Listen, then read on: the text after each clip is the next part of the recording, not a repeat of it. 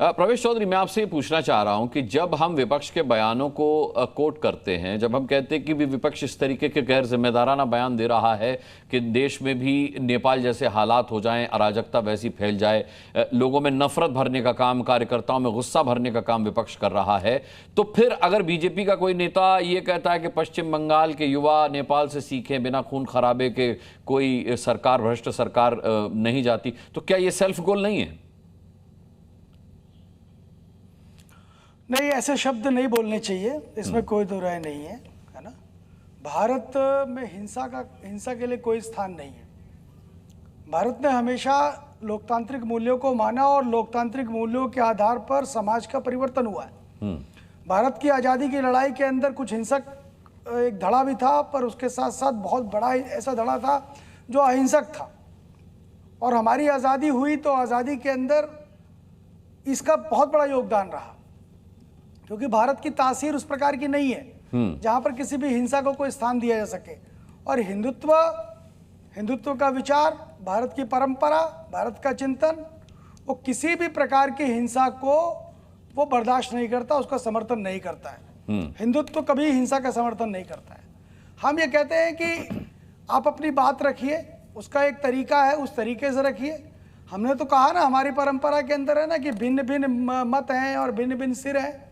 हमने कहा ना कि हर व्यक्ति का अपना अपना विचार हो सकता है, परंतु विचारों के साथ डिस्कशन, डिबेट्स के बाद जो निष्कर्ष निकलता है उसको हम स्वीकार करते हैं, ठीक है। नहीं, ये परंपरा है, इसी परंपरा को ही स्वीकार करना चाहिए। ही लोकतंत्र का सिद्धांत जो भारत ने दुनिया को दिया है। हमने कोई एथेंस और स्पार्टा से नहीं लिया, वहां वायलेंस के बाद राज्यों में चीजें हुई हैं। हमारे यहाँ कोई वायलेंस कभी नहीं हुई है और हम कभी समर्थन नहीं करते। इसलिए पुरातन हमारे नगर राज्यों के जाकर के हमारे पुराना हमारे जो महाजनपद थे, उन सारी व्यवस्थाओं को आप देखिए। हमारे यहाँ जनता ने कभी रिवोल्ट नहीं करा, क्योंकि राजा जो है वो कौन है? राजा पालक है उसका। आप उसके खिलाफ उसके खिलाफ विरोध कर सकते हैं, उसके खिलाफ डिसेंट दे सकते हैं, उसके खिलाफ आप उसकी आलोचना कर सकते हैं और वो स्वेच्छा छोड़ के जा सकता है। अब नेपाल की परिस्थितियां किस प्रकार की रही वो तो नेपाल पे कोई एक्सपर्ट बता सकता है। जैसे संगीत रागी जी ने कहा ना कि दो तरह की धाराएं वहां चल रही थी, एक राजशाही और हिंदुत्व को लेकर थी, एक दूसरी थी। लेकिन देखिए, आप किसी भी डेमोक्रेटिक मुल्क के अंदर इस तरीके की जो हुआ है, अब आप सोचिए, कोई वहां का प्राइम मिनिस्टर है, कोई मिनिस्टर है, कोई क्या है, आम जनता को भी वहां पर परेशानी हुई है। कितना ज्यादा वायलेंस हुआ, कितनी तोड़फोड़ हुई है, किसका पैसा था? जनता का पैसा था ना। तो ये कम से कम नहीं करना चाहिए था। उसके अंदर मुझे लगता है कि एक जो डेमोक्रेटिक वैल्यूज की बात कर रहे हैं, उनके साथ साथ कुछ लोग, उपद्रवी लोग उनमें शामिल जरूर हो गए होंगे। इसी कारण से ऐसी स्थितियां बन जाती हैं किसी भी आंदोलन के अंदर। ठीक है। अरे भारत के अंदर कितने बड़े बड़े आंदोलन हुए, आप देखिए। अन्ना जी का आंदोलन था, पूरी सरकार को गिरा के रख दिया। कहीं हिंसा हुई क्या? नहीं हुई।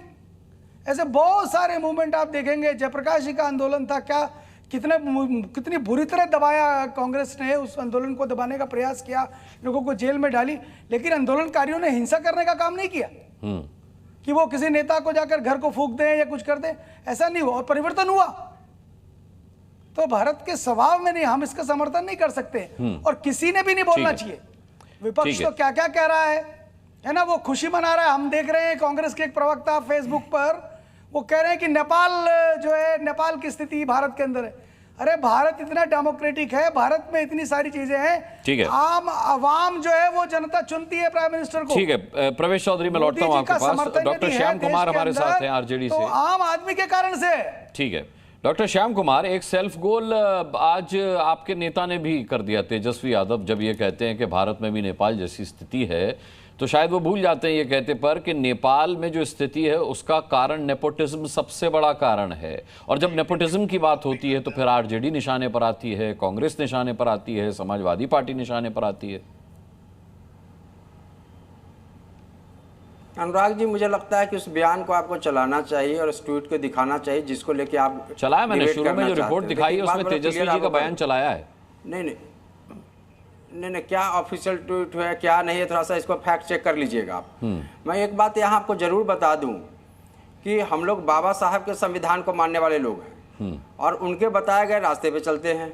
अभी हाल ही के दिनों में जो SIR के मसले पर हमने अदालत का रुख किया और 12वां डॉक्यूमेंट जुड़वाने का काम किया, हम इसके लिए माननीय अदालत को धन्यवाद देते हैं। तो हम लोग तो लोकतांत्रिक और संवैधानिक प्रक्रिया के माध्यम से परिवर्तन करते हैं, और बीते वर्षों में जो समस्या चुनौतियां रही हैं, जो संवैधानिक संस्थाएं राजनीतिक हुई हैं, इसमें तो चीज़ें सामने हैं, आपने कई डिबेट इस पर किए हैं। लेकिन पुनः मैं इस बात को दोहराना चाहता हूं कि लोकतांत्रिक और संवैधानिक प्रक्रिया के माध्यम से हम राजनीतिक और सामाजिक परिवर्तन हम लोग करते वही तरीका है जो बाबा साहब ने हमें सिखाया, जो पाठ पढ़ाया है, उस पर हम लोग चलते हैं। कौन क्या कहता है इन बातों में जाने की वजह फैक्ट नहीं, लेकिन ये पाठ किसने पढ़ाया? अब लोकतंत्र तेजस्वी जी और राहुल जी आजकल बड़ा साथ साथ रहते हैं, तो मैं आपसे पूछ लेता हूं, ये पाठ फिर किस संविधान के तहत पढ़कर आए राहुल गांधी की जनता जो है प्रधानमंत्री को डंडे से पीटेगी? ये कौन सा लोकतांत्रिक तरीका है? नहीं, अब क्या हो तो कांग्रेस से आप जरूर आप एक बार टेक ऑन कीजिएगा, उनका बयान आप चलवाइए कि क्या है नहीं है।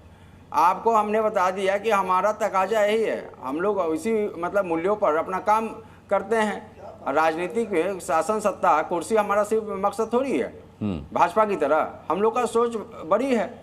हम लोग सामाजिक परिवर्तन एक बहुत बड़ा मिशन मोमेंट हम लोग का है, जो बाबा साहब का था। आप देखिए जो कुछ वर्षों में जो चीज़ें हुई हैं, आप महंगाई की बात कीजिए, बिहार में अपराध की बात कीजिए, चुनाव को लेकर जो सवाल उठे हैं। अच्छा, एक बात मैं यहाँ आपको बड़ा क्लियर कर देना चाहता हूँ, आप लोग इस पर डिबेट करते हैं। अभी जो चुनाव को लेकर माननीय अदालत में एडीआर पहुंची हो तो पॉलिटिकल पार्टी नहीं है। तो हम जो सत्ता से सवाल होता है, जो बुनियादी सवाल होता है, वो लोकतंत्र के मानक पे हो रहा है। यह समझना चाहिए जो सत्ता में लोग हैं कि जो अगर सवाल किए जा रहे हैं, अभी वर्तमान में शासन सत्ता में जो सरकार है, उनसे पूछिए ना कि 10 साल जब विपक्ष में थे तो कितने सवाल करते थे। डिसरप्शन को लेके शीर्ष नेता क्या बयान था, ये सब बताने की जरूरत नहीं है कि हम दुनिया के सबसे बड़े लोकतंत्र है, उसी मूल्य मानक पे चलना चाहिए। अगर कोई सवाल विपक्ष करता है उसको सकारात्मक लेना चाहिए, इसमें घबराने परेशान होने की जरूरत नहीं है। ये मैं आपको क्लियर कर दूं। जी न्यूज़।